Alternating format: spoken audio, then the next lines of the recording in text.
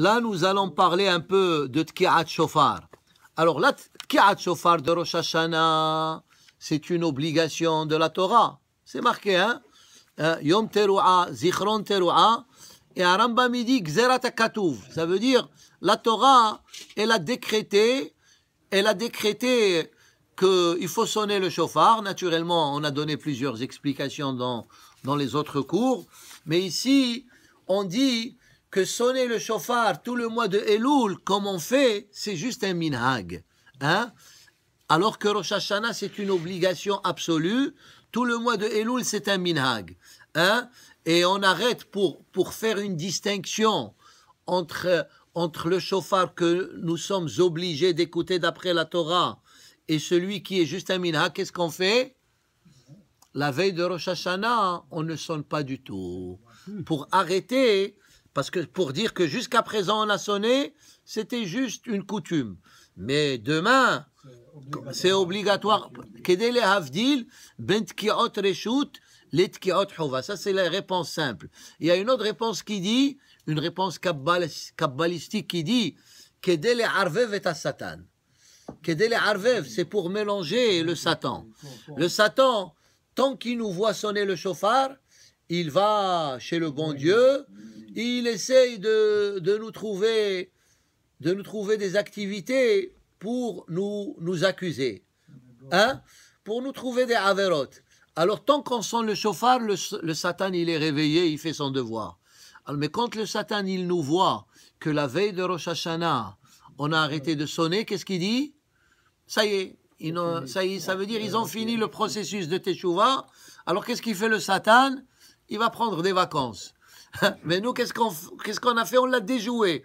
On a arrêté la veille de Rosh Hashanah et le lendemain, c'est là où est-ce qu'on sonne le shofar. Mais lui, quand on a sonné, lui déjà, il est parti. Là, ça, c'est l'explication simple.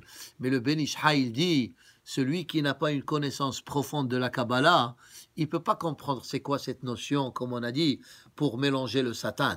Est-ce que le Satan, il est aussi facile de le tromper? Le Satan, c'est un ange. Hein? Alors, il dit, c'est bon, ça c'est l'explication juste comme ça, mais il y a une profondeur. Des fois, il y a des concepts kabbalistiques qui sont très compliqués. Et on ne peut pas les expliquer d'une façon à ce que les gens ils peuvent les comprendre d'une façon simple. Alors, on dit comme ici, les arvev et satan, mais il y a une explication beaucoup plus profonde que ce que nous venons de dire. Alors, c'est ça la sonnerie du shofar, mais Rosh Hashanah, c'est une obligation absolue. On a dit aussi plusieurs fois que le shofar, pourquoi on sonne le shofar? Parce que la première fois que Moshe Rabbeinu il est monté, qu'est-ce qui s'est passé? Les Bnei Israël ils se sont trompés dans le calcul. Pourquoi? Parce qu'il leur a dit, je vais descendre, je vais revenir dans 40 jours, mais il n'a pas compté le jour où est-ce qu'il est parti. Ça veut dire, à partir d'aujourd'hui, c'est le premier jour, mais il ne compte pas le jour où est-ce qu'il a quitté. Alors là, la deuxième fois quand il est monté, Rosh Chodesh Elul. Alors c'est pour ça que Rosh Chodesh Elul, on sonne le shofar chaque jour pour dire voilà, aujourd'hui jour 1, aujourd'hui jour 2. Comme ça, ils vont pas se tromper la deuxième fois. Et comme Harambam il dit, l'idée du shofar, c'est quoi? D'où vient le mot shofar? Ça vient du mot les chaper. C'est quoi chaper? C'est améliorer. Voilà, très bien. Chaper, les chaper veut dire améliorer. Quand on écoute le son du shofar, le message du shofar est, comme on a dit, Elul, réveillez votre examen, c'est un examen de conscience, de se réveiller spirituellement, mais il y a aussi, dans le shofar, chaperu ma'asechem, améliorer votre comportement, parce que à Rosh Hashanah, le plus important, c'est la sonnerie du shofar.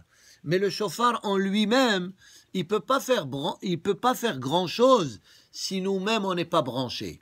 Comme l'exemple que Hachamim dit, je pense qu'on l'a dit à quelques reprises, c'est comme cet homme-là qui a habité toute sa vie dans un kfar, hein, dans un patelin où il n'y avait pas d'eau courante, il n'y avait pas d'électricité. un jour, il a été invité chez quelqu'un en ville et il voit dans la cuisine et dans la salle de bain, il y a un robinet. Waouh! Un robinet, donc, comme ça, il était émerveillé. Alors, il a dit, après l'invitation, il a dit au maître, il lui a dit, est-ce que tu peux m'offrir un robinet? Il lui a dit, je t'offre 2 robinets. Hein? Il lui a offert le robinet, il a été chez lui, il a placé le robinet, il veut se faire sortir de l'eau, mais il n'y a rien qui sort. Alors après, on lui a dit, stupide, le robinet, il marche s'il est branché, s'il faut amener un plombier, il faut des tuyaux, il faut le brancher à l'eau. Alors la même chose, nous, le chauffard, il réveille notre conscience. Mais si on est branché, comment on est branché? C'est à partir du mois de Elul, on vient, on prie à Kadosh Baruch Hu, et à travers le son du chauffard, alors on fait teshuva, et comme ça, Kadosh Baruch Hu, il accepte notre teshuva. Baruch Adonai Le'olam, Amen ve Amen. Rabbi Hanai ben Akashi Omer.